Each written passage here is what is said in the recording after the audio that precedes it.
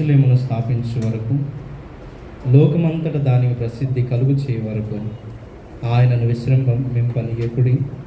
తన దక్షిణ హస్తము తోడనియు బాహుబలము తోడనియు యెహోవా ఇలాగు ప్రమాణం చేసెను, నిశ్చయంగా ఇకను నీ ధాన్యమును నీ శత్రువులకు ఆహారముగా నేనియను.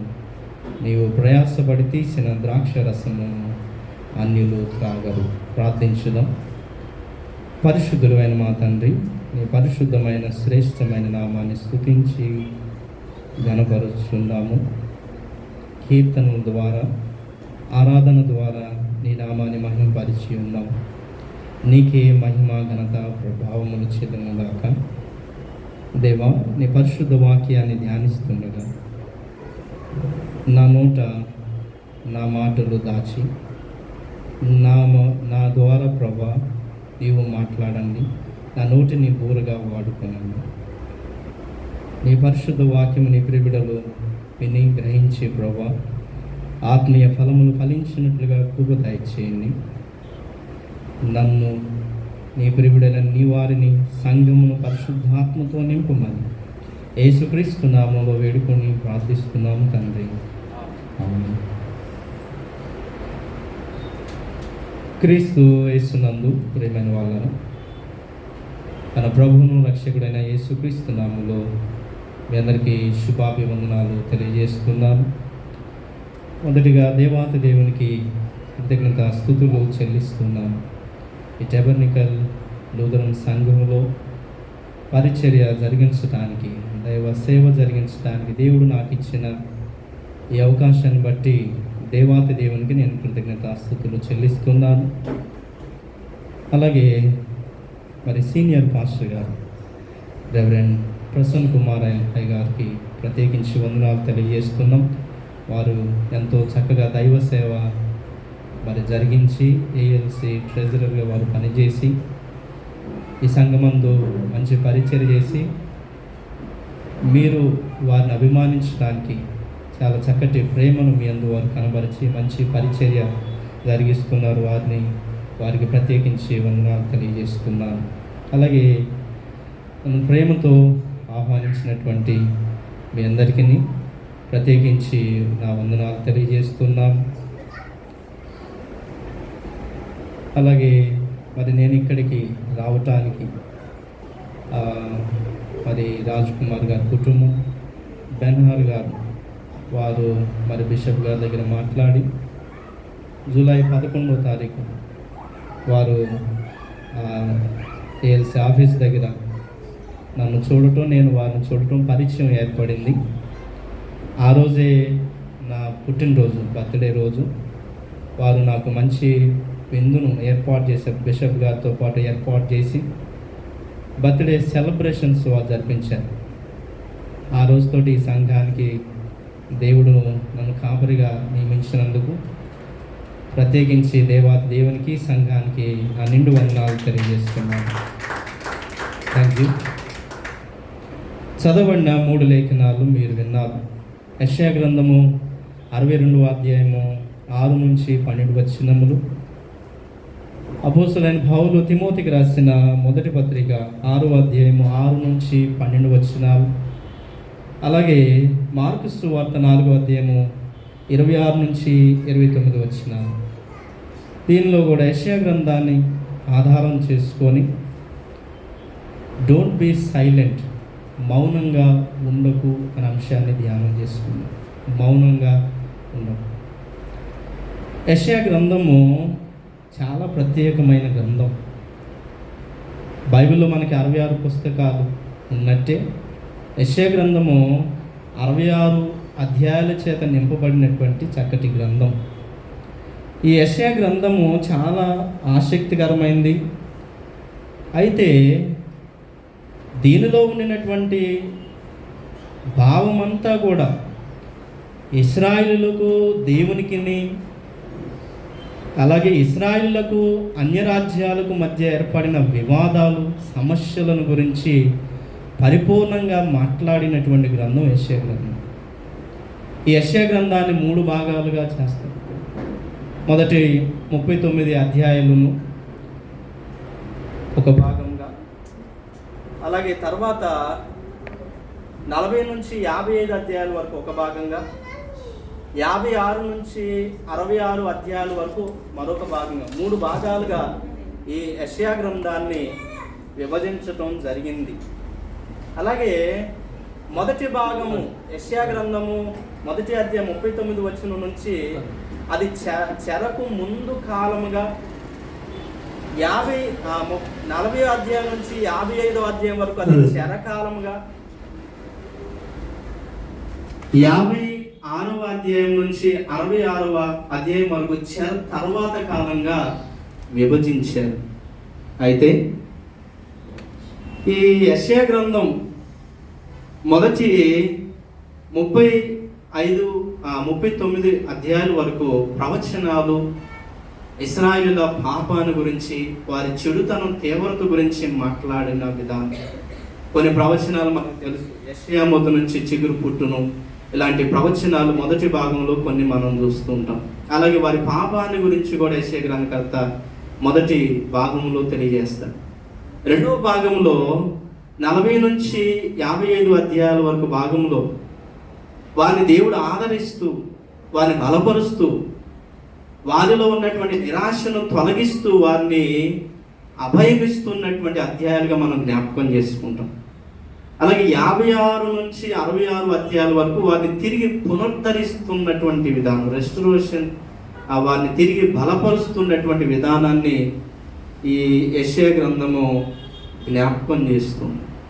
అయితే మనం చదువుకున్నటువంటి 62వ అధ్యాయంలో ఎక్కడ కూడా దేవుడు ఇశ్రాయేలీయులను ఖండిస్తున్నట్టు కానీ, వారిని గద్దిస్తున్నట్టు కానీ, వారిని భయపెడుతున్నట్టు కానీ ఎక్కడ మనకు కనిపించదు. ఈ అధ్యాయంలో ఉన్న ప్రత్యేకత, తిరిగి దేవుడు వారిని పునరుద్ధరించడానికి, వారిని బలోపేతం చేయడానికి మాట్లాడిన మాటలేదు కానీ, వారిని ఖండిస్తూ మాట్లాడిన మాట ఇక్కడ మనకు కనబడదు. ఈ 62వ అధ్యాయానికి మూలమైన ఒక అధ్యాయం మనకి యెషయా గ్రంథంలో ఉంది. అది 59వ అధ్యాయం. 59వ అధ్యాయంలో వారి పాపము, వారి విలాపము, వారికి వచ్చిన దుఃఖం గురించి అంతా మాట్లాడుతూ ఆ 59వ అధ్యాయానికి తగిన జవాబుగా 62వ అధ్యాయాన్ని దేవుడు యెషయా ప్రవక్త ద్వారా మాట్లాడించాడు. ఈ 62వ అధ్యాయము మనకి నేర్పిస్తున్న గొప్ప పాఠము. 59వ అధ్యాయానికి తగినటువంటి జవాబుగా మనము జ్ఞాపకం చేసుకోవాలి. ఈ 62వ అధ్యాయము తిరిగి పునరుద్ధరిస్తున్నటువంటి విధానాన్ని జ్ఞాపకం చేస్తుంది. పునరుద్ధరణే కాదు కానీ పునఃస్థాపన కూడా దేవుడు చేసుకున్నాడు. మనం గమనించాలి, దేవుడు పునరుద్ధరించడం ఎంత గొప్ప కార్యంగా చేసుకుంటాడో, ఆయన పునరుద్ధరణతో పాటు పునఃస్థాపన కూడా చేసుకున్నాడు. యెషయా గ్రంథము 62వ అధ్యాయం ఈ పునఃస్థాపన గురించి మాట్లాడుతున్నారు. అంతేకాకుండా దేవుడు అభయం ఇస్తున్నాడు. ఇందాక మనం పాడుకున్న ఆంధ్రప్రదేశ్లో కీర్తన 405 అభయం ఇచ్చేటువంటి దేవుడే నాకు ఆశ్రయం అనే కీర్తన పాడుకున్నాం. కాబట్టి యెషయా గ్రంథం 62వ అధ్యాయంలో 3 విషయాలను మనము ధ్యానం చేసుకుందాం. The establishment of identity. ఇశ్రాయేలీయులు తమ గుర్తింపును కోల్పోయారు. తమకున్నటువంటి విలువను కోల్పోయి, తమకున్నటువంటి పేరును కూడా వారు కోల్పోయిన సందర్భంలో దేవుడు తిరిగి వారి గుర్తింపును వారికి పునఃస్థాపన చేస్తున్నాడు. కొన్నిసార్లు మనం పతనావస్థకు పోయినప్పుడు మన పేరు పోయింది, మన విలువ పోయింది, మనకున్నటువంటి అన్ని పరపతులన్నీ కూడా పోతాయి, మనకున్నటువంటి మర్యాద గౌరవాలని పోతుంది. ఇశ్రాయేలీయుల జీవితాల్లో వారి గుర్తింపును వారు కోల్పోయారు, వారి ఐడెంటిటీని వారు కోల్పోయారు.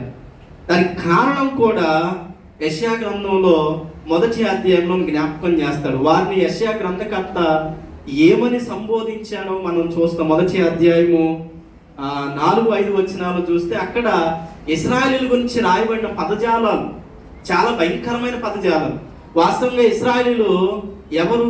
వాగ్దాన ప్రజలు, దేవుని ప్రజలు, ఆయన పవిత్రమైన శుద్ధైన జనాంగంగా పిలువబడిన ప్రజలు. యెషయా గ్రంథం మొదటి అధ్యాయం 4వ వచనంలో దానికి భిన్నంగా పిలువబడుతున్నారు. పాపిష్టి జనమా అని పిలువబడుతున్నారు. ఇంకా చాలానే పిలిచాడు దేవుడు.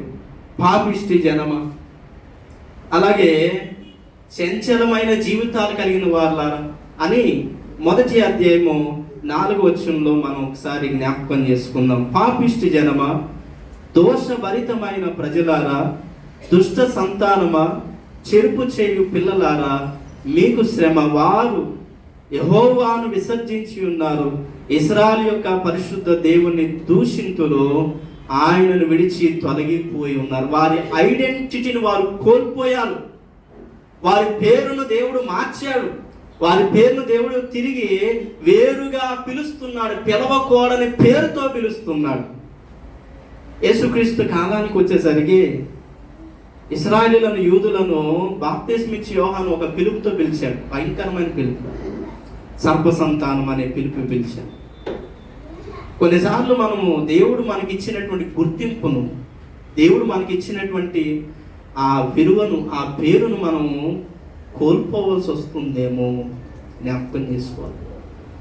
వాగ్దాన ప్రజలుగా పిలువబడిన వారు, శుద్ధైన జనాంగంగా పిలువబడిన వారు, పరిశుద్ధ ప్రజలని పిలువబడినటువంటి వారు, వీరు ప్రమాణం చేసి పిలువబడినటువంటి ప్రజలైన వారు పాపిష్టి జనమాని పిలువబడేటువంటి ఒక గుర్తింపును, చెడ్డ గుర్తింపును వారు సంపాదించుకున్నారు. ఎజ్రా గ్రంథంలో అర్థహశస్త కాలంలో, రాజు కాలంలో లేఖికుడైన మంత్రి అయినటువంటి వారు రాజుకు ఉత్తరం రాశారు. ఏమని ఉత్తరం రాశారంటే ఇశ్రాయేలు గురించి రాసిన ఉత్తరం. చాలా భయంకరమైనటువంటి విధానంలో వారి గురించి రాశారు. ఇశ్రాయేలు గురించి రాస్తూ, ఈ జనము తిరుగుబాటు చేసిన జనము, ఈ జనము దేవుని చేత ఛేదరించబడిన జనమని వారి దస్తావేజుల్లోని రాసి ఉంది, వారి పుస్తకాల్లోని రాసి ఉంది. ఇదిగో దాని ఆధారం అని చెప్పి ఒక ఉత్తరం రాసి అర్థహశస్తకు పంపించారు. ఎక్కడ రాయబడి ఉంది? ఇశ్రాయేలు గ్రంథాల్లోని. ఎక్కడ రాయబడి ఉంది?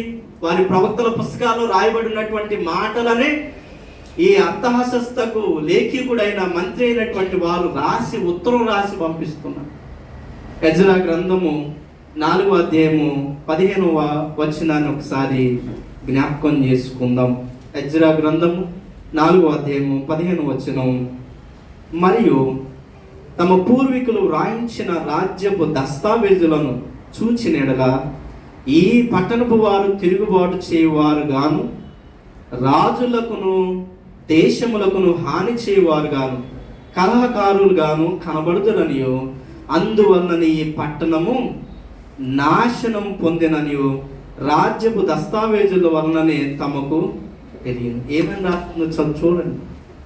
ఇశ్రాయేలు గురించి ఆ కాలంలో ఉన్నటువంటి రెహూమును లేఖికుడైన షమ్మాయి అర్థహశస్తకు ఉత్తరం రాస్తూ ఇశ్రాయేలు యొక్క ఘోర స్థితిని వారి దస్తావేజులను రాసి ఉందని ఉత్తరం రాసి పంపిస్తున్నారు. ప్రియులారా, అన్యులు కూడా వారి గురించి తక్కువగా మాట్లాడుకునే స్థితికి వారి ఐడెంటిటీని వారు కోల్పోయారు. వారి గుర్తింపును వారు కోల్పోయారు. వారి ఉనికిని వారు కోల్పోయారు. అందుకనే ఆ ఉత్తరంలో వారు తిరుగుబాటు ప్రజలు, ఆ చేతనే వారు నాశనమయ్యారని ఉత్తరం రాసి పంపిస్తున్నారు. అందుకని దేవుడు ఏం చేస్తున్నాడంటే, బానిసత్వానికి వెళ్ళి వచ్చిన ఈ ఇశ్రాయేలు యూదులైన వాళ్ళు, దేవుడు వారిక తిరిగి ఆ పేర్లతో పిలవటలేదు. పాపిష్టి జనమాని పిలవటం లేదు, లేకపోతే తిరుగుబాటు చేసిన ప్రజలారని పిలవటం లేదు. వారికి దేవుడు క్రొత్త పేరు పెట్టి పిలుస్తున్నాడు. ఎంత అద్భుతమైన అభయం ఇస్తున్నాడు చూడండి.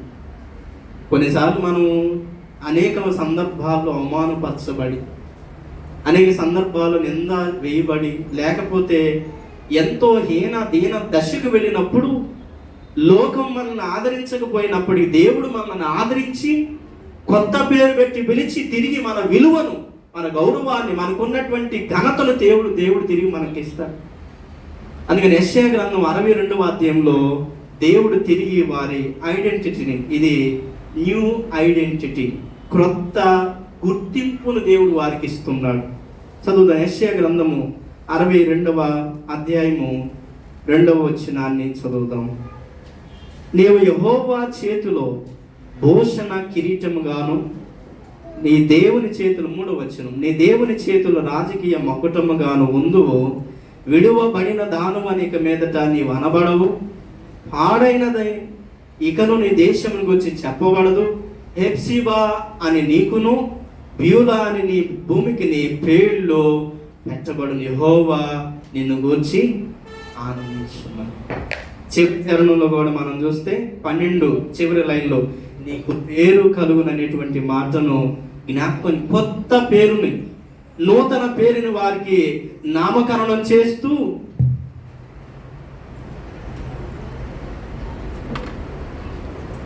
దేవుడు తిరిగి వారి యొక్క గుర్తింపును వారికి ఇస్తున్నట్లు మనము జ్ఞాపకం చేసుకోవాలి. ప్రియులారా, ఇశ్రాయేలీయులు తిరిగి వారి గుర్తింపును వారు సంపాదించుకున్నారు.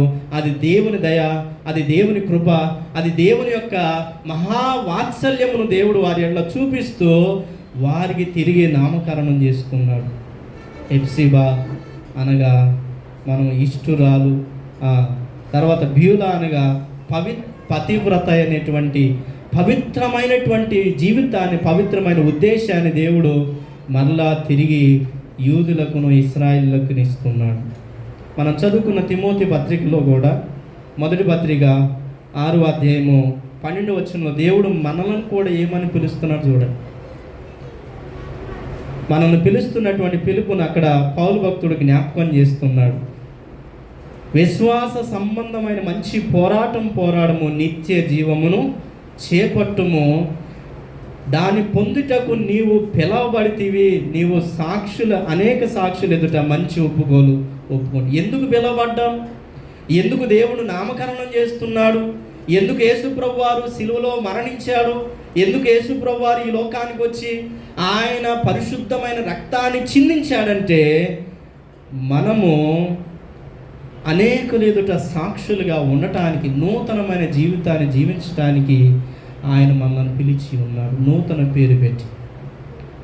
పేతురు పత్రికలో మనల్ని ఏమని పిలుస్తారు మనకు తెలుసు, రాజులైన యాజక సమూహం. అందరూ నాతో కొంచెం స్పందించండి.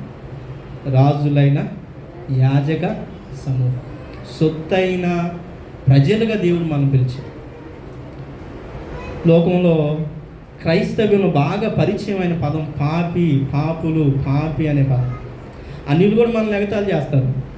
క్రైస్తవులు ఎప్పుడు చూడండి పాపులని మాట్లాడుతూ ఉంటారు. నిజమే, దేవుడు మనలను ఆ దృష్టితో పిలవలేదు, ఆ దృష్టితో చూడలేదు. యేసుక్రీస్తు ప్రభు వారి స్నేహం అంతా చూడండి. ఆయన ఎవరితో స్నేహం చేశాడు? గత 6 ఆదివారాలు, త్రిత్వంలోని 6 ఆదివారాలు గమనిస్తే ఆయన పరిసేయుడు సుంకరి ఇంటికి వెళ్ళాడు, మత్తయి ఇంటికి వెళ్ళాడు, పరిసేయుల ఇంటికి వెళ్ళాడు. పరిసేయులతో, సద్దుకాయలతో, పాపులతో కూర్చొని ఆయన భోజనం చేశాడు. ఆయన పాపులని పిలవలేదు, వారిని పాపులుగా ఎంచలేదు, వారు పాపులని ఆయన ద్వేషించలేదు. అవన్నీ తీసివేసి ఎవరు ఎవ్వని గుర్తింపును దేవుడు మత్తయికి ఇచ్చాడు. ఎవరు ఎవ్వని గుర్తింపును దేవుడు ఉన్నటువంటి సుంకర్లకు ఇచ్చాడు. ఎవరు ఎవ్వని గుర్తింపును దేవుడు పాపులకు ఇచ్చాడు. అందుకని దేవుడు తిరిగి మన గుర్తింపును మనకి ఇస్తున్నాడు. మనం కూడా జ్ఞాపకం చేస్తాం, క్రైస్తవులు మనం రక్షించబడిన జనాంగం, పరిశుద్ధమైన జనాంగం, శుద్ధైన జనాంగం. ఆయన తన రక్తం చేత విలువైన రక్తాన్ని మన కోసం అర్పించి మనలను రక్షించుకున్నటువంటి జనాంగం మనం. దీనిని ఎన్నటికీ మనం మర్చిపో. దేవుడు మనకి నూతన పేరుని ఇచ్చాడు, నూతన జీవితాన్ని మనకిచ్చాడు. అందుకనే పౌలు కూడా అదే మాట, నిత్య జీవమును చేపట్టు, నీవు పిలువబడిన పిలుపును గుర్తుపెట్టుకో అని చెప్పు. కాబట్టి యెషయా గ్రంథకర్త కూడా ఇశ్రాయేలీయులైన వారికి ఆ మాటను చెప్తున్నాడు, దేవుని మాట. నీవు ఇక నీ పేరు పాపిష్టి జనాంగం కాదుగా, నీవు పతివ్రత అనియు ఇష్టురాలు అనియు నీవు నామకరణం చేస్తున్నాను. దేవుడు వారికి ఇస్తున్న అభయాన్ని యెషయా గ్రంథకర్త జ్ఞాపకం చేశాడు. ఇది మొదటిది. కాబట్టి వారి ఐడెంటిటీని దేవుడు తిరిగి వారికి ఇస్తున్నాడు, రీఎస్టాబ్లిష్ చేస్తున్నాడు, పునఃస్థాపన చేస్తున్నాడు. దాన్ని మనం జ్ఞాపకం చేసుకోవాలి. రెండవదిగా, రీఎస్టాబ్లిష్మెంట్ ఆఫ్ ప్రొటెక్షన్. తిరిగి వారి భద్రతను దేవుడు వారికి కల్పిస్తున్నాడు. మీరు యెషయా గ్రంథం 62వ అధ్యాయం చదివితే 7 నుంచి కింద వచనాల్లో దేవుడు వారి ధాన్యం వారు తింటారు, వారి పానీయం వారు తాగుతారు, వారి ద్రాక్షరసం వారు అనుభవిస్తారని చెబుతున్నాడు. ఏంటి దీని అర్థం అంటే, ఒకప్పుడు వారి ఆహారం కష్టపడి సంపాదించుకునేవారు కానీ శత్రువులు తినేసేవారు. వారు ద్రాక్షరసం కష్టపడి దాన్ని వారు సేకరించుకొని పండించుకొని దాన్ని సేకరించుకునేవారు కానీ దాన్ని శత్రువులు తాగేశారు.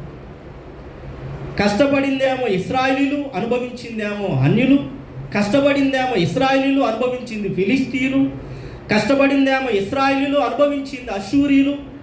కష్టపడి పని చేసుకుంటుందేమో ఇశ్రాయేలీయులు, దాని యొక్క భోజనమును పానమును తిన్నదేమో శత్రువులు. భద్రత లేదు, వారి కష్టానికి భద్రత లేదు, వారి జీవితాలకు భద్రత లేదు, వారి పంటలకు భద్రత లేదు, వారి జీవనోపాధికి భద్రత లేకుండా పోయింది.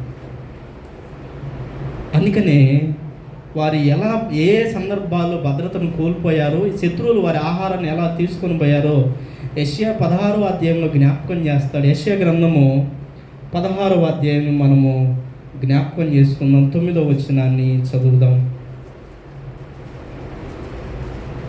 యెషయా గ్రంథం 16వ అధ్యాయం 9వ వచనం. అందువలన యాజరు ఏడ్చినట్టు నేను సిప్మా ద్రాక్షవల్ల నిమిత్తం ఏడ్చేదను, హెష్బోను ఎలాలు నా కన్నీళ్ల చేత నిన్ను తడిపేదను. ఏలయనగా ద్రాక్ష తొట్టి త్రొక్కి సంతోషించినట్లు నీ శత్రువులు నీ వేసవి కాల ఫలముల మీద, నీ కోత మీద పడి కేకలు వేయరు. ఎంత దారుణమో చూడండి. నీ శత్రువులు నీ వేసవి కాల పంట మీద పడి దానిని త్రొక్కి వారికి కావలసిందని వారు తీసుకొని నీ పంటనంతటిని కూడా నీ శత్రువులు నాశనం చేస్తారు, వారు అనుభవిస్తారనేటువంటి మాటను జ్ఞాపకం చేస్తారు. ఇది అష్షూరీయుల గురించి మాట్లాడు. ఒకానొక కాలంలో, గిద్యోను కాలంలో మిద్యానీయులు ఇశ్రాయేలు మీదకి వచ్చినప్పుడు ఆ గిద్యోను కాలంలో రాయబడిన మాట, మిద్యానీయులు ఇశ్రాయేలుల పంటల మీద పడి దాన్ని తినివేశారు. ఒకానొక కాలంలో ఫిలిస్తీయులు ఇశ్రాయేలుల పంటల మీద పడి తినివేశారని దినవృత్తాంతాల 2వ గ్రంథం 28వ అధ్యాయం 18వ వచనం. అంటే కష్టం ఎవరిది? తింటుంది ఎవరు? వారి కష్టానికి ప్రొటెక్షన్ లేకుండా పోయింది, భద్రత లేకుండా పోయింది. అందుకే దేవుడు వారికి గొప్ప అభయం ఇస్తున్నాడు. తిరిగి నీ పంటను నీవు తిందు, నీ కష్టాన్ని నువ్వు అనుభవిస్తావు, నీ ధాన్యమును నువ్వు భుజిస్తావని దేవుడు వాగ్దానం. పిల్లరా, దావీదు వరకు సొలొమోను కాలం వరకు ఇశ్రాయేలు తమ కష్టం తాము తిన్నారు, తాము సేద్యం చేసుకున్న దాన్ని అనుభవించారు. అందులో కూడా ఇంకొక తేడాను మనం గమనించాలి. ఏంటి అంటే, దావీదు సొలొమోను కాలం వరకు కూడా కేవలము బేదలు తినలేదు, ధనికులు తిన్నారు. అక్కడి వరకు కూడా ఇశ్రాయేలీలందరూ తిన్నారంటే ఇశ్రాయేలీలందరూ తినలేదు. కానీ యెషయా గ్రంథ కాలానికి వచ్చేసరికి బబులోను చెర తర్వాత కాలంలో దేవుడు ఏం చెబుతున్నాడంటే, ఇప్పుడు ఏ వ్యక్తి తన కష్టం చేసుకుంటాడో ఆ వ్యక్తి తన కష్టాన్ని నిశ్చయంగా అనుభవిస్తాడు. ఇది దీవెన. మీరందరికీ తెలుసు 128వ కీర్తన, అద్భుతమైన దీవెన కదా. నిశ్చయంగా నీవు నీ చేతుల కష్టార్జితాన్ని అనుభవించదా. ఇదండి ఇశ్రాయేలుల జీవితంలో కోల్పోయినటువంటి దీవెన, ఇశ్రాయేలుల జీవితంలో కోల్పోయినటువంటి గొప్ప అంశము. వారు భద్రతను కోల్పోయినటువంటి అంశం ఏదైనా ఉంది అంటే అది వారి పంట, వారి ఆహారము, వారి ధనము, వారి వస్తువులు, వారికి ఉన్నటువంటి సిరి సంపదలు అన్నీ కూడా శత్రువులు అనుభవించేశారు. తిరిగి దేవుడు వారికి ఇస్తుంది. మీరు చూడండి, బబులోను చెరకు వెళ్ళకముందు అన్నీ ఎత్తుకొని వెళ్ళిపోయారు. నెబుకద్నెజర్ రాజు దేవాలయంలోని పాత్రలు సహితం తీసుకొని వెళ్ళిపోయారు. వారికంటూ ఏం లేకుండా చేశారు. వారి ప్రాకారాలు భద్రత లేకుండా కూల్చేశారు, వారి ఇండ్లను కూల్చేశారు, వారికి ఉన్నటువంటి మూలాధారమైన వాటి అన్నిటి మీద, వారి పునాదుల మీద దెబ్బతీశారు బబులోను రాజైన నెబుకద్నెజర్. అందుకని తిరిగి వారికి దేవుడు ప్రొటెక్షన్ కలుగు చేస్తానని, వారి భద్రతను వారికి ఇస్తానని జ్ఞాపకం చేస్తున్నాడు. యెషయా గ్రంథము 62వ అధ్యాయము 7వ వచనంలో చివరి 2వ భాగమును చదువుకుందాం. యెహోవా ఇలాగూ ప్రమాణం చేసెను, నిశ్చయముగా ఇకను నీ ధాన్యము నీ శత్రువులకు ఆహారంగా నేను ఇయ్యను, నీవు ప్రయాసపడి తీసిన ద్రాక్షరసమును అన్యులు కాదు. కొంచెం నాతో స్పందించండి వాక్యం. దేవుడు ఏం చెప్తున్నాడు? వారి ఆహారం వారు తింటారని చెప్పారా, తినరని చెప్పారు? తింటారు. వారి కష్టం వారు అనుభవిస్తారని చెప్పారు. అంటే ఎన్నాళ్ళు ఏమైపోయింది కష్టం? కొంతమంది కొన్నిసార్లు మనం అంటుంటాం, పాస్ గారు జేబులో చిల్లిగా ఉండట్లేదు. కష్టం చేస్తున్నాం, చాలా చాలా భయంకరమైన కష్టం చేస్తున్నాం, కానీ జేబులో చిల్లిగా ఉండదు.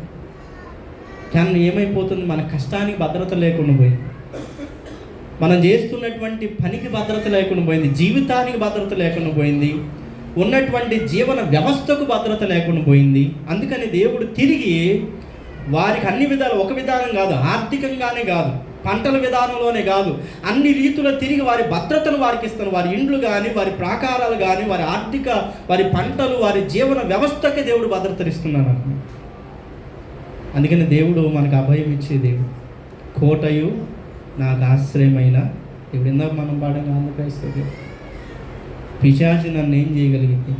దేవుడు నాకు భద్రతగా ఉంటే. శత్రువు నన్ను ఏం చేయగలుగుతాడు? దేవుడు నాకు భద్రతగా ఉంటే. పోనీ ఈ లోకంలో ఉన్నది ఏది నన్ను ఏం చేయగలుగుతాడు? దేవుడు నాకు భద్రతగా ఉంటే. అందుకని దేవుడు అంతటి భద్రత దేవుడు ఇశ్రాయేలుకి ఇస్తుంది. మీరు చూచారా? మార్కు సువార్త 4వ అధ్యాయంలో మనుష్యుడు విత్తనం విత్తాడు, రాత్రి బవళ్ళు పడుకొనుచున్నాడు, లేచి మేల్కొనొచ్చున్నాడు. పంట ఎదిగి వచ్చింది, అభివృద్ధికరమైనటువంటి పంటను వచ్చినప్పుడు సేద్యగాడు కోడలు పెట్టి దాన్ని కోసి పంట అనుభవించి, దీని అంతటి కారకుడు ఎవరు? సేద్యగాడు చేస్తున్న పని సేద్యగాడు చేస్తున్నాడు. మరి ఆ పంట, ఆ మొక్క అభివృద్ధి, ఆ పంట రావటానికి, ఆ పంట అనుభవించడానికి ఆధారం ఎవరు? దేవుడు కదా. అందుకని ఆ దేవుడే మన జీవితాలకు భద్రతనిస్తున్నాడని మనం జ్ఞాపకం చేసుకోవాలి. ఇది రెండవది. మొదటిది, వారి జీవితాలు తిరిగి వారి గుర్తింపును వారికి ఇస్తున్నాడు. రెండోది, వారి జీవితాలకు దేవుడు తిరిగి వారి భద్రతను వారికి ఇస్తున్నాడు. ఏ విషయాలు వారి భద్రత కోల్పోయారు? కొన్నిసార్లు ఇంట్లో ఉంటాం కానీ ఒంటరి బ్రతుకుతుంటాం, భద్రత ఉండదు. అందరూ ఉంటుంటారు కానీ జీవితంలో ఏదో కోల్పోయిన దశకు కూడా వెళ్ళిపోతుంది. అలాంటి స్థితిలో ఉండినటువంటి వారిని దేవుడు బలపరిచి ఆదరించి భద్రతనిస్తాడు. మూడవదిగా, ఇదే అధ్యాయంలో మనం చదువుకున్నటువంటి 62వ అధ్యాయము 9వ వచనంలో మరొక విషయాన్ని జ్ఞాపకం చేస్తున్నాడు. Re-establishment of Joy and glory. దేవుడు తిరిగి వారిని సంతోషింపజేస్తానని జ్ఞాపకం చేస్తున్నాడు. యెషయా గ్రంథము 62వ అధ్యాయము 9వ వచనం, ధాన్యము కూర్చిన వారు దాన్ని భుజించి యెహోవాకు స్తుతి చెల్లి. ఏం చెల్లిస్తారంట? ఏం చెల్లిస్తారు? స్తుతి. వాస్తవం మీరు బబులోను చెరకు వెళ్ళేటప్పుడు తమ సితారాలను తీసుకువెళ్ళి నిర్వంజి చెట్లకు తగిలించి ఏడుస్తూ కూర్చున్నారు. శత్రువు వచ్చి, మీరు బాగా పాటలు పాడతారంటగా, ఎగతాళిగా వాళ్ళని హేళన చేస్తూ బాగా పాటలు పాడతారని పాడండి. దుఃఖించుతున్న వారి దగ్గర నుంచి ఎక్కడ పాటలు వస్తాయి? ఏడ్చేవాడి దగ్గర నుంచి స్తుతి గీతాలు ఎక్కడి నుంచి వస్తాయి? బాగా దుఃఖాక్రాంతుడే, ఆవేదన శోకంతో ఉన్నట్టు వారి దగ్గర ఎక్కడ సంతోష గీతాలు వస్తాయి? వారి సితారాలు నిర్వంజి చెట్లు తగిలించి. కొన్నిసార్లు దేవాలయానికి వచ్చి కూడా మనం చాలా దిగులుగా చింత కూర్చోం, పాట రాదు, పాడటానికి ఎక్కడో ఆలోచన చేస్తాం. కారణం ఏదో మన జీవితాలను ఏలుతున్న పెద్ద సమస్య, సంతోష గీతాలు పాడలేకపోవటానికి కారణమైంది. అందుకే దేవుడు వారి దుఃఖ దినాలు సమాప్తం చేశాడు.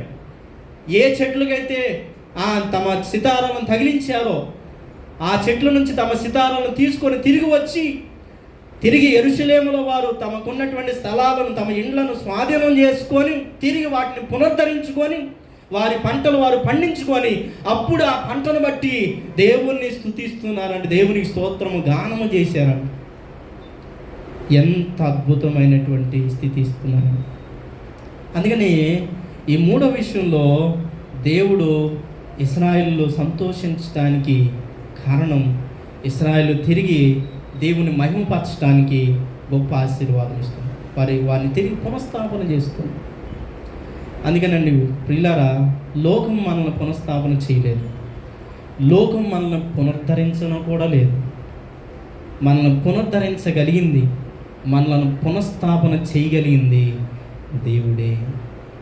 అది ఇశ్రాయేలులకు, యూదులైన వారికి, నేడు క్రైస్తవులమైన మనకును దేవుని వాక్యం జ్ఞాపకం చేస్తున్నారు. చాలా చక్కగా స్తుతిస్తున్నారు. 62వ అధ్యాయం 1వ వచనంలో తిరిగి ఇశ్రాయేలు లేదా యెరూషలేమును దేవుడు ఇచ్చేటువంటి మహాకాంతివంతమైన జీవితం గురించి రాశారు. సియోను నీతి సూర్యుని కాంతి వలె కనబడు వరకు, దాని రక్షణ దీపం వలె వెలుగుచుండు వరకు. వారి దీపం వెలుగుతుందంట, వారి కాంతి మహాప్రకాశవంతమైన కాంతిగా ఉంటుందని దేవుడు వారిని ఆశీర్వదిస్తూ, వారిని ఇలాగున బలపరుస్తూ, వారికి అభయం ఇస్తున్నటువంటి మాటలు యెషయా గ్రంథంలో నోట్ చేశారు. పిల్లరా, అయితే ఈ గ్రంథంలో మూలమైన 2 విషయాలు నేను చెప్పి ముగించేస్తాను. మూలమైన 2 విషయాలు. వారిని పునఃస్థాపన చేశాడు, వారి గుర్తింపును వారికి ఇచ్చాడు, వారికి తిరిగి భద్రతనిచ్చాడు, వారు తిరిగి సంతోషించడానికి వారి సంతోషాన్ని తిరిగి దేవుడు వారికి ఇచ్చాడు. అయితే వీటన్నిటికి కారణం ఏంటి? వీటన్నిటికి కారణం ఏంటి? 2 కారణాలు. మొదటిది, దేవుడు మౌనంగా లేడు. ఈరోజు మన అంశం అది. Don't be silent. దేవుడు మౌనంగా లేడు. కొన్నిసార్లు లోకంలోని దేవతలు దేవాలయాన్ని వారు నిద్రిస్తుంటారు, కానీ ఇశ్రాయేలును కాపాడువాడు కునుకడు. మీరు చూడండి 62వ అధ్యాయము 1వ వచనం. సియోను పక్షమందు నేను మౌనంగా ఉండను, యెరూషలేము పక్షమందు నేను ఊరకుండను. నేను మౌనంగా ఉండను. నేను చేయాల్సిన పని అంతటిని కూడా నేను చేస్తున్నాను. ఒకవేళ ఇశ్రాయేలు అనుకోవచ్చు దేవుడు మా చెయ్యి వదిలిపెట్టేసాడేమో, ఇశ్రాయేలు అనుకోవచ్చు దేవుడు మమ్మల్ని విడిచిపెట్టేసాడేమో, ఇక మా జీవితం లేదేమో అనుకోవచ్చేమో, కానీ దేవుడు అంటున్నాడు తిరిగి వారిని పునఃస్థాపన చేసేంత వరకు నేను మౌనంగా ఉన్నాను. ఎన్నేళ్ళు అయిపోయింది జీవితం? 70 సంవత్సరాలు. వాస్తవంగా 1 సంవత్సరానికి మనం నిరాశకి వెళ్ళిపోతాం. అది తెలిసినటువంటి ఒక ఫ్యామిలీ, ఒక స్త్రీ తన భర్త గురించి బాగా ప్రార్థన చేసి, తన డ్రింకింగ్ 10 ఏళ్ళు అయింది, ఇంకా మార్పు లేదు. ఆమె నిరాశకి వెళ్ళిపోయింది, ఇక మారడు అనే నిరాశకి వెళ్ళిపోయింది.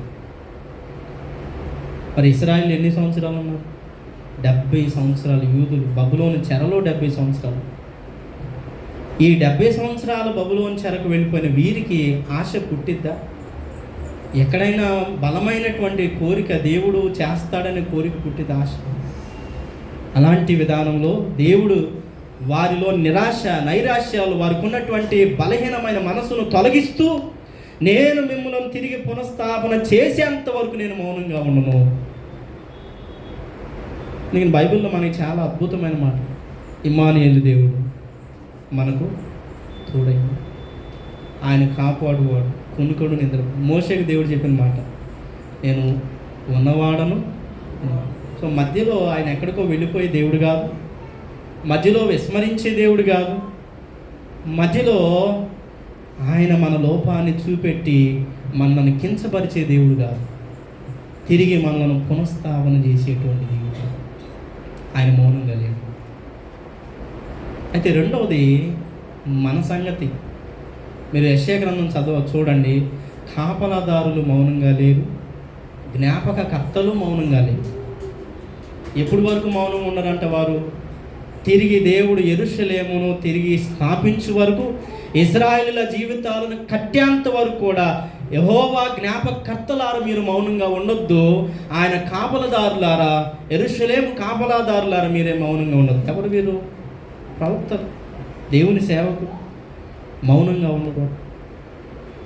మనకి ఇది చూస్తున్నప్పుడు ఒక ఇద్దరు స్పష్టంగా గుర్తుకు రావు. యాకోబు దేవుణ్ణి అడిగాడు, నీవు నన్ను దీవించు, నేను దీవించబడతానంటే తొడ తుంటి నరం మీద కొట్టాడు, వింటి నరం మీద. అయినప్పుడు వదిలిపెట్టాడు. నీవు నన్ను దీవిస్తేనే కానీ నేను నిన్ను మౌనంగా లేడు. రాత్రంతా కూడా దేవునితో పోరాటం చేస్తున్న, రాత్రంతా భార్య, పిల్లలు, కుటుంబం మొత్తాన్ని కూడా పంపించి వేశాడు. తన అన్న అయిన తన సహోదరుడైన ఏశావుని ఎదుర్కోవటానికి తాను దేవునితో మొదటగా ఎదుర్కొని దేవునితో మాట్లాడుతూనే ఉన్నాడు, మౌనంగా లేడు యాకోబు. అందుకనే యాకోబును దేవుడు దీవించాడు, నీ పేరు యాకోబు కాదు కానీ ఇశ్రాయేలు అనబడదు, ఇశ్రాయేలుగా పోరాడువాడు. పోరాటం జీవితం చాలా అవసరమండి. మనం మౌనంగా ఉంటే దేవుడు చూసుకుంటాడండి. నేను మార్కు సువార్తలు జ్ఞాపకం చేస్తాను. విత్తువాడు విత్తనాన్ని విత్తాడు, తన పని తాను చేశాడు. తన అభివృద్ధి దేవుని పని దేవుని చేస్తున్నాడు, వ్యవసాయకుడి పని వ్యవసాయకుడు చేస్తున్నాడు. నేను విత్తనం నాటే కదా అని చెప్పేసి వ్యవసాయకుడు ఇంట్లో కూర్చుంటాడా? అతను చేయాల్సినటువంటి సేద్యమంతా కష్టమంతా చేస్తాడు కదా. మరి దేవుడు మన జీవితాల్లో చొరవ తీసుకొని చేస్తున్నప్పుడు మన చొరవ ఏంటి? మనం ఎంత శ్రద్ధ వహించాం, ఎంత ప్రార్థించడానికి సమయాన్ని వెచ్చించాం? గృహంలోనైనా లేకపోతే వాక్యం చదువుటంలో, గృహంలో వాక్యం చదువుటంలో, ప్రార్థించడంలో, దేవునికి సమయాన్ని వెచ్చించడంలో ఎంత మనం సమయాన్ని సేకరించుకోగలుగుతున్నాం? దేవుడు మన జీవితంలో కార్యాలు చేయాలి, కానీ మనం మాత్రం మన పనుల్లో మనం నిమగ్నమైపోయాం. అందుకని దేవుడు నీ జీవితంలో చొరవ తీసుకున్నాడు. ఆయన మౌనంగా లేడు, నా జీవితంలో చొరవ తీసుకున్నాడు. కనుక మనం మౌనం వహించకుండా యాకోబు వలె రాత్రంతా పెనుగులాడేవారంగా, ఒక విధవరాలు అన్యాయస్తులైన న్యాయాధిపతి దగ్గరికి వెళ్ళింది.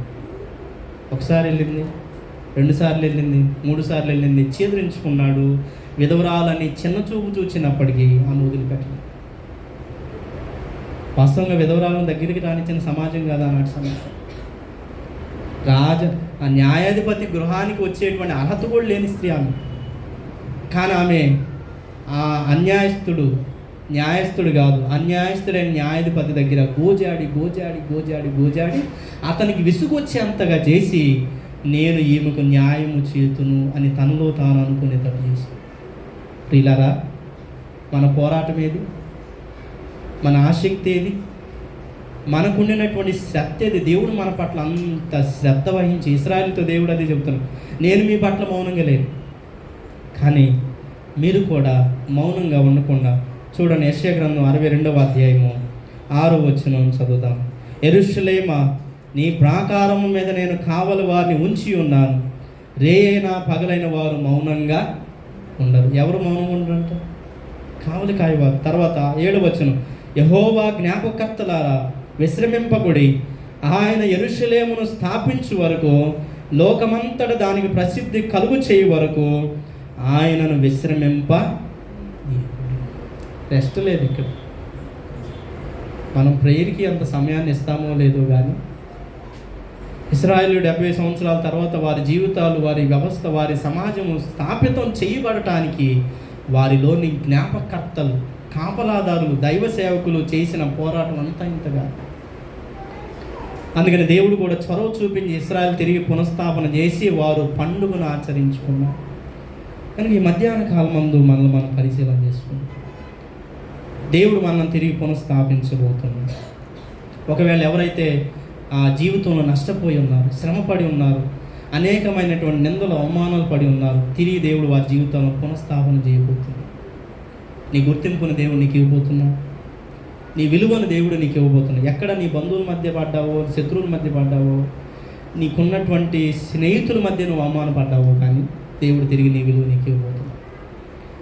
రెండవది, నీ జీవితంలో ఏ విషయాల్లో భద్రతను కోల్పోయావు, తిరిగి దేవుడు నీ భద్రతను నీకు ఇవ్వబోతున్నాడు. మూడవది, నువ్వు కోల్పోయిన ఆనందాన్ని, సంతోషాన్ని తిరిగి దేవుడు నీకు ఇచ్చి నీవు దేవుడిని మహిమపరిచేటువంటి జీవితాన్ని దేవుడు. అయితే వీటన్నిటికి కారణం ఏంటంటే మనం మౌనంగా ఉండకూడదు. చెప్తే ముగించేస్తా దయచేసి. మనం ఎలా ఉండకూడదు? మౌనంగా ఉండకూడదు. అంటే దేవుని దగ్గర మనం మొరపెట్టాల్సిన మొర మనం చేయాల్సి, ప్రార్థించాలి, వేడుకోవాలి, బ్రతిమలాడుకోవాలి. మనం చేయాల్సిన పనిని మనం జరిగిస్తుంటే దేవుడు మన జీవితంలో చేయాల్సిన కార్యములు ఆయన జరిగిస్తాడు.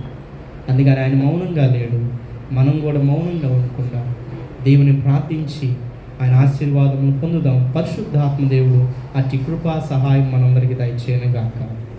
ఆమేన్. సమస్త జ్ఞానం ఇచ్చిన దేవుని సమాధానము యేసుక్రీస్తు వల్ల మీ హృదయములకు తలంపులకు కావలుండును గాక. ఆమేన్.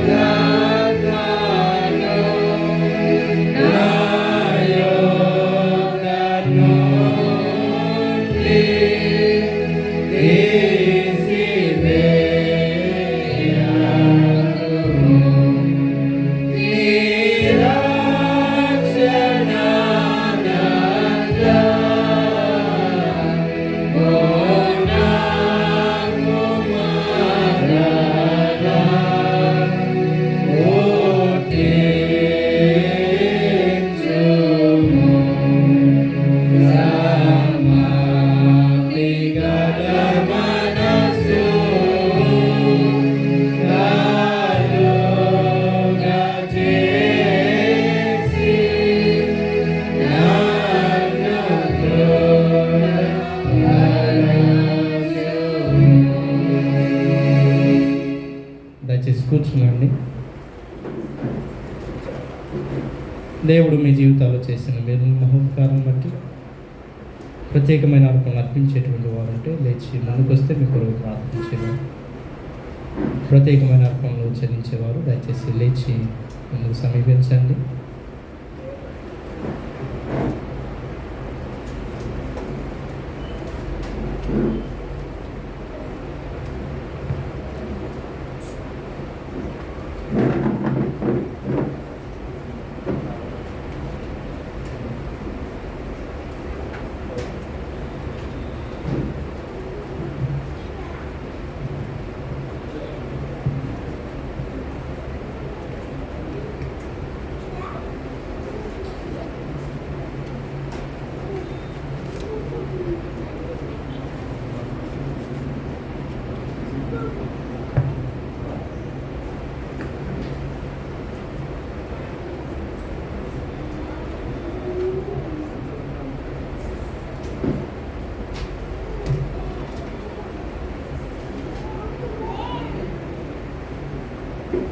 ప్రార్థించుదాం. రెవరెండ్ ప్రసన్న కుమార్ గారు ప్రార్థన నడిపిస్తారు.